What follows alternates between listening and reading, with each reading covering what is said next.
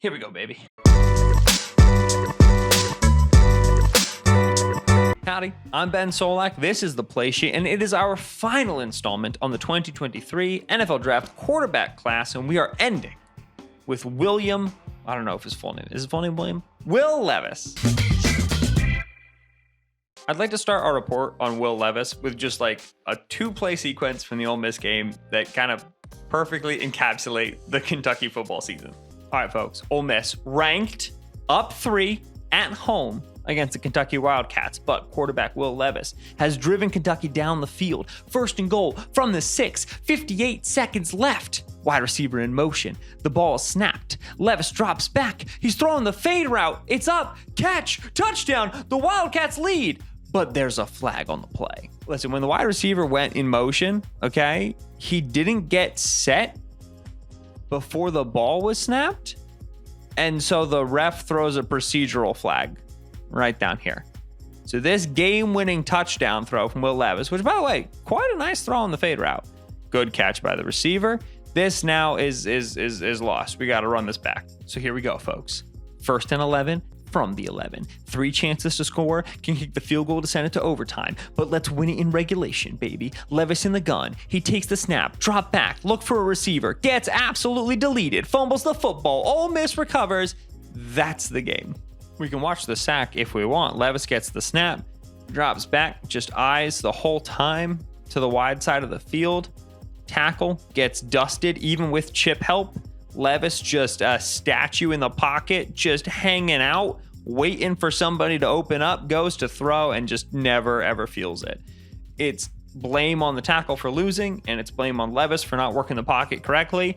And that's kind of going to be a theme for our episode, folks. So Kentucky loses the Ole Miss game, and they had a lot of close losses and tough drives this season. And it's just really hard to talk about Will Levis's season overall in 2022 without talking about his supporting cast. Firstly, the great offensive coordinator that the Wildcats had, Liam Cohen, left for the Rams. He became their offensive coordinator last year, and he was replaced by Rich Scangarella, who theoretically runs the same system, but just not as well. Meanwhile, Kentucky lost some talent. Their offensive line really struggled this year. Of the top quarterbacks, there's no doubt that Levis's offensive line was the one that caused him the most issues. And while Levis isn't great under pressure on his own, we're going to talk about that. There were a lot of reps on Levis's film where he was just dead in the water because one of his offensive linemen got beat immediately. So Levis deserves some mercy for the pressure under which he played, but he also deserves some mercy for the drops that he endured. Levis's wide receiver room is definitely better than his offensive line room, but they did drop a ton of passes, some of them in high leverage situations, and that does take Levis's numbers all the way down. So all this to say, not a lot of NFLers coming out of the 2022 Kentucky Wildcats offense besides Will Levis. Now, those are our caveats. Time to get to actual Will Levis football. Levis is an easy and explosive thrower of the football. And if you've been like watching all of our episodes on the quarterbacks from earlier this week, and you're like, Ben, this is the 4th time in 4 episodes that you've said Levis is a good thrower of the football. Yeah, it's just a talented quarterback class. I don't know what you want from me. Levis can chuck the pill. Levis can get great distance on downfield throws, but perhaps more impressively and importantly is the velocity he gets, especially when throwing to intermediate windows. He can do it off play action, which is important because he runs a lot of play action, and from weird platforms with the pressure on the ground in front of him. He's got a laser beam, and that allows him to get some real nice tight window throws. What makes Levis's fast intermediate throws even faster is his release. Levis has this beautiful compact release that allows him to get the ball out even a tick faster than it would originally seem because of how quickly his throwing motion just boom gets that thing out of there. It's reminiscent of a Jimmy Garoppolo and Aaron Rodgers, Kirk Cousins, all guys who have succeeded in this play action style, Rams, McVay, Shanahan inspired approach. Levis didn't actually throw a ton of like 9 balls, those true go balls on the outside at Kentucky. It just wasn't a big part of the offense. When he did, he actually throws them pretty nicely. So this is backed up early in the game against Georgia, in rhythm, excellent placement. Put that high on the outside shoulder, let the receiver protect it from the corner. Now what we want to see though is the throwing motion. So this view here from the backside, from the end zone. He's got that initial step with his left foot. We talked about this in the Bryce Young video. He's got that punch step, but he doesn't have the same issues of timing that Bryce Young does. Now he's going to land on his platform, and then this is what's really, really nice. He's loaded up, hitch into it, and then the hips snap, and as the hips snap, see the hips go? All right, the hips have snapped. the shoulders are still turned. And so that hip snap is going to start the throwing chain. His body's going to follow all the way through with it. And then the arm slot right here is just so very nice. You can see all that power snap through that elbow. It's such a good image. And then the ball comes out just extremely clean and very easily. Just watching it now all the way through.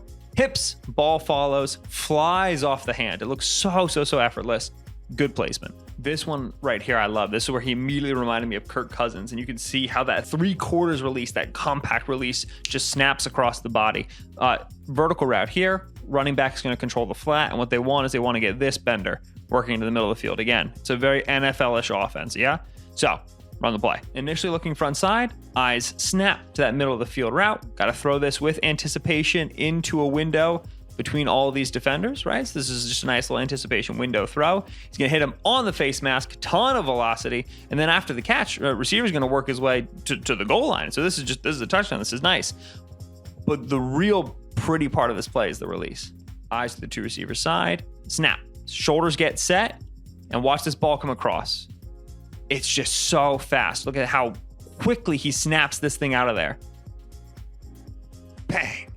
That's a fast release and helps that ball get there just a little bit sooner, which helps this tight end beat the oncoming defender, get his eyes to a move upfield just a little bit quicker, gives you that extra millisecond that makes it easier to then run after the catch. So that a lot of velocity, but that compact release, it adds to the speed with which he throws. Really, really nice. Now, that's the good of Levis's throwing motion. That's the good of his mechanics. And I brought up Kirk Cousins. There's another name that gets brought up a lot for Will Levis, and that's Carson Wentz. And when we're talking about Carson Wentz, we're not talking about the upper half mechanics. We're talking about the lower half mechanics. Levis is a big dude. He's very muscular. He's built. He's not necessarily super fluid. He doesn't have, I think, great flexibility in his frame. And accordingly, he's got some issues where he steps on his throwing hallway. He locks his hips, and it makes it hard for him to throw, especially like to the flats and outside of the numbers. Think about you're dropping back, and then you have to, boom, set your feet to throw to the left. Boom, set your feet to throw to the right. He can't get all the way there sometimes, and it leads to like really bad misses and inaccuracies. All right, red zone against Miami of Ohio. The most common concept you ever saw. Rob, go to the flat. We're just going to create a little bit of friction here, and then this receiver should be open, get to the front pylon. The snap is bad, right? It's at Levis's ankles. Supporting cast, big theme in the Levis conversation. But bad snap, he's able to field it. Now, he goes to get into his drop back. He has that huge first step, right? And now watch the front leg. Watch where it ends up. Bang. So this foot is in the way, right? It is closing Levis's hips. You'd like for it to be out here, or even more ideally, his back foot might be a little bit further away, just to create like an actual throwing hallway that faces where this ball is going to go. Right now, like this foot is closing him down, right? It's stepping in front of him and preventing him from turning the way that he needs to. We saw that lovely fire of his hips in the Georgia game. He doesn't have that because where this foot is. Look where it's pointed, right? It's just holding him in place. And you'll see when we run this, watch his knee buckle. Watch the front knee. See that knee just like buckle? Because he's trying to bring his hips all the way through, and you can't rotate like that. You're locking yourself in place. And you look at this and you go, Ben, why do I give like two hoots about where the front foot is facing and the knee buckling, whatever? Well, he just misses. I mean, he completely and totally misses. And this is very frequent on his film. No bad snap on this one, right? It's not like a one-step drop, get the ball out right now, red zone. I mean, it's every route right here is going to be just breaking at the sticks, right? There's running routes here at the sticks. Levis is going to three-step drop, rhythm up, right hitch, throw this thing.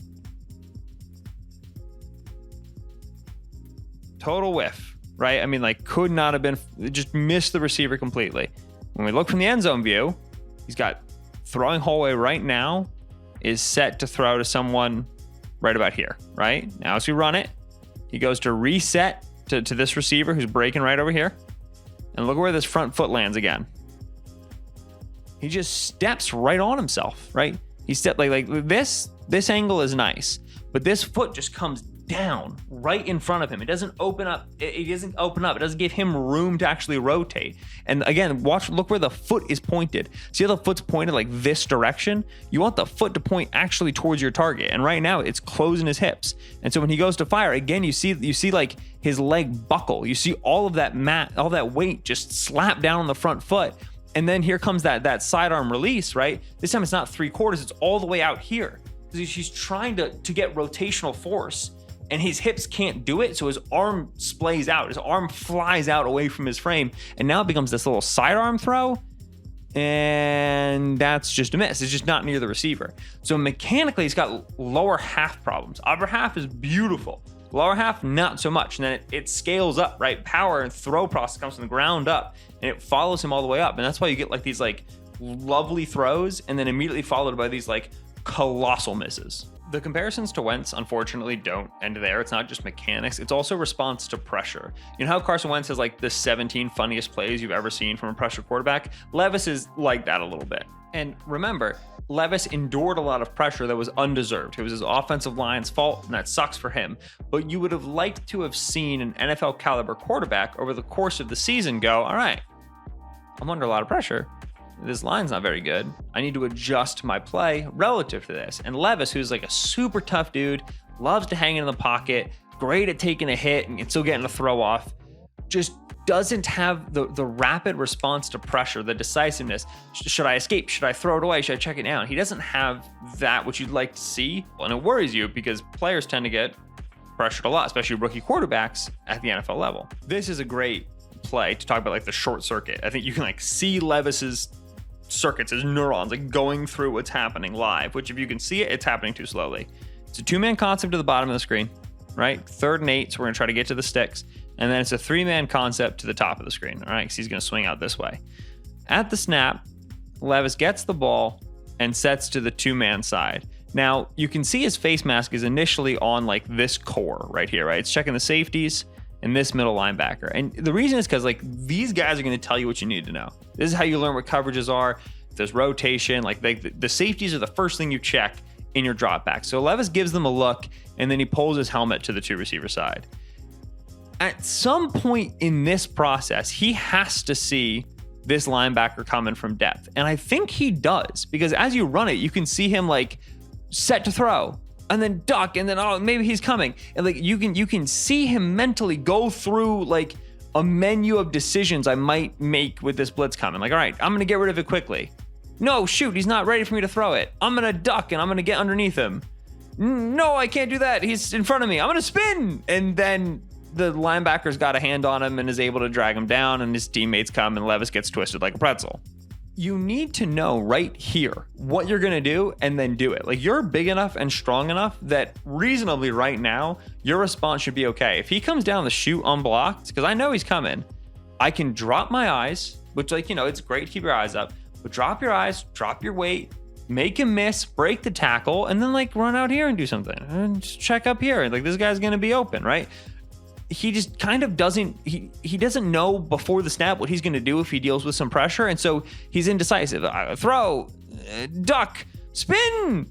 he's corralled, and it's a sack on 3rd down. I think one of the issues is that Levis, while he's like a good scrambler because he can break tackles and he's used in the design running game, he doesn't have the instinct to scramble. Like, he doesn't have the sense, the intuition of when to go that you'd like for him to.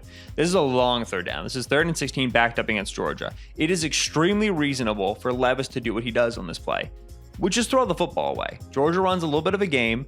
He wants to this 2 receiver side, right? You got the wheel route coming here behind a vertical route. He wants to ideally like hit this wheel route right here, but it's going to be very nicely covered up. And as he gets pressure in his face, he just throws the ball away. End zone view so you can see the pressure, right? Little twist. So he steps to his left. All right. This helmet's kind of peeking at me.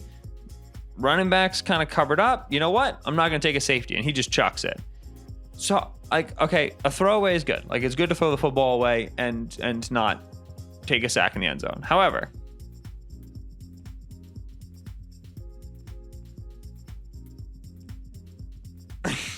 you have to have a sense of who's around you and what's going on. You can't just see this color and go, okay, I got to throw the ball away. This is a step up and potentially run situation. It's got to be. There's not a great instinct to extend plays. And usually when he's pressured, there's just kind of like panic. Play action drop against Mississippi State. There's the fake, there's the drop. It's a seam from the tight end, and then there's go ball, right, from the outside receiver. I don't really get the design. Rich Gangrello is not my favorite offensive coordinator in the world. But if the tight end is occupying this safety here, then you can throw this seam ball inside, right, and let your receiver run away from the corner and go get the ball. Levis is just going to look at it, look back to where this was never going to be open. There's no check down in this route. I don't know what he's planning here. Then he's going to feel a little bit of pressure off his backside and like start to fall over, and then has one hand on the ball trying to scramble to where there's no room, and then a flag because of holding. This is just trusting the offensive design so much that like when things don't immediately open and somebody's not wide open on this play action shot play, which again, I feel like you can throw this vertical ball to number 6. It's just, he just totally breaks down in the pocket. Like this is what I'm talking about in terms of panic. Watch the helmet, watch the feet. What? And then he tries to scramble and he can't break the tackle. Levis is not a good creator, and especially not a good creator when he's pressured. This overall encapsulates our biggest concern with Levis, which is that when he's in any way, shape, or form off script, when he's throwing beyond his first read, when he's throwing when pressured, throwing into a tight window, right, difficult coverage, when he's just like out of the pocket, the drain on his accuracy is really big. By my charting, none of the top 4 quarterbacks were affected by imperfect context, by being pressured, throwing off platform. None of them were affected as much as Levis was in terms of their accuracy. As per usual, there's like a couple of different explanations for this. Levis was forced in throws when pressured a lot because he was pressured a lot, and just a better offensive line would have his pressured throws not look as bad. The other issue is that this offensive system is built to be a structure system, right? This is, like I said, Rich Gangarello, who's a Shanahan disciple, replacing Liam Cohen and running the same general offense, and Cohen was with McVay. This is the under center wide zone play action offense, but just the college version, which is like more gun, more RPOs, but like we're generally running the same concepts and trying to get to the same spots. That offense is all about hit this crosser with good timing, you know, use this play action shot play to get this guy one-on-one. There's not a lot of good chances to like throw to your second read, throw to your third read in this offense. It's not really built for that. That's why Jimmy Garoppolo is so good in this offense, because he's just like first read, point and shoot. Kirk Cousins, first read, point and shoot. Ryan Tannehill, first read, point and shoot into like ridiculously tight windows. And that's why Levis, to me, is like a Cousins Tannehill type, is because he's not necessarily as good outside of structure. He's not as good on the clear passing downs, but in the structure of this offense, an offense that is proven to work at the NFL level, it's pretty dang good. So Levis is a scheme-dependent quarterback, which isn't something we've said a lot for guys in this class. It was like a much more of a thing like 4 or 5 years ago, like, oh, what scheme does this quarterback work in? We've gotten a lot better at developing quarterbacks since then. But Levis is a guy who's probably got to go to this sort of a Shanahan-inspired West Coast play-action offense in the NFL. But if and when he does, he's going to be good at it. He's got NFL size, NFL accuracy, especially over the middle of the field. He's got a laser beam of an arm. He's got a willingness to throw into those tight windows. He's very reminiscent of Tannehill. This can work. It's not sexy. It's not high ceiling, but it can work. Excellent example here. Remember the curl route I showed you earlier where Levis like totally missed the throw? This is the same basic concept. Like everything is going to break at roughly the same area. And it's kind of like pick your poison, right? Read out the defense, find a spot that you like. Levis is going to go coast to coast, right? He's going to start reading to his left. Not like this drop into coverage right here, right? Extra body. So now I'm going to work to the middle. I've got 2 sets of eyes that are going to be on this route when it breaks. So now I'm going to work all the way to the right side. I like the window I see, and let's grip it and rip it. And that's where that velocity comes into play. I mean, that ball sings. This is like a super common concept that they'll run. Like they ran this for Jimmy like many, many times over his heyday in San Francisco. Watch the snap of the hips. Easy velocity. So this is like NFL concept, going through the reads, getting a 15-yard gain. Like this is just like easy peasy lemon squeezy. This is very similar to the touchdown he threw against Ole Miss. Out-breaking route here, and we're going to run an in-breaking route behind it, right into that area that's going to get vacated. Levis is going to look to the front side, pull the players, he moves the shoulders a little bit to pull them, and then hops right back to that middle of the field, and then beautiful ball placement, beautiful velocity. The ball placement is great, because of the safety that's going to close down on this route, right? Levis gets top of his drop, ready to throw this ball. And as he's releasing it, you're going to see this safety coming in to just light this Christmas tree up, right? So now you have to throw to protect your receiver. Throw with velocity, get the ball there fast, and throw with placement. Bring him down and away from this safety, protect the football, and that's catch. Also cool to watch the throwing motion, right? This is the thing about Levis. Like, NFL teams are going to like this. Look at him get the feet set, right? Enough room this time for the hips to come around. He still kind of locks himself out with that toe, right? You see how this toe is still pointed like this way when he's throwing here? That's still suboptimal, and it pulls him to his right a little bit, right? You can see how he kind of leans over and that arm comes away from the body, but man, that arm snaps around and it helps him get the ball out really fast. The last one, and this one I love, it's just bending this route into this middle of the field area, right? This Shanahan honey hole. Levis initially, eyes to the front side. We're trying to hold this safety here. We're trying to see if we can hold this linebacker here. Gonna get the eyes now to the route. A little bit of pressure. We're gonna reset our feet. Sing. Just beautiful placement, great velocity, but before the safety arrives once again, and this time it allows the receiver to beat the safety around the angle and pick up 20 plus yards of yak. These are NFL caliber throws on NFL common concepts from a quarterback who has NFL size. Like, this is just a dude checking boxes. So Levis, for me personally, is not like giddy laugh inducing the way it was when I was like watching Bryce Young create in the pocket or CJ Stroud throw with accuracy or Anthony Richardson do like literally anything. Levis is not the sexy option in this class. There's no two ways around that. However, I think Levis is going to go earlier than people think. This is the sort of dude the NFL likes. You can set your watch to Will Levis delivering accurate, fast footballs to receivers in stride, in an offense, in routes that are familiar at the NFL level. This is as plug and chug as it gets in this class. Like, I think Levis is a day one starter who can take a good roster to the division title. And he can do so by just being tough and big and a great leader and not messing up in an offense he's been in before. It's very cut and dry. While Levis has the tools to succeed, he does not have the ceiling to amaze. You're going to have to protect him by running the scheme that's meant for him. But you have to protect all rookie quarterbacks, and most of them are scheme dependent. Most quarterbacks in the NFL need the right scheme to succeed. The fan base of the team that drafts Levis is inevitably going to be like, darn, we missed out on all these really other exciting fireworks options. But you take me 10 years in the future and Levis is the only one in this class left, just like toughing it out, taking hits on the chin, and just distributing the ball delightfully as the 11th best quarterback in the NFL, I won't be the least bit surprised. And the NFL likes that. The NFL tends to go for security. So you heard it here, probably not first, but you're hearing it here from me. The NFL is going to like Will Levis a lot. Thank you so much for watching our episode on Will Levis. If you missed any of the other previous quarterback episodes, you may watch them here.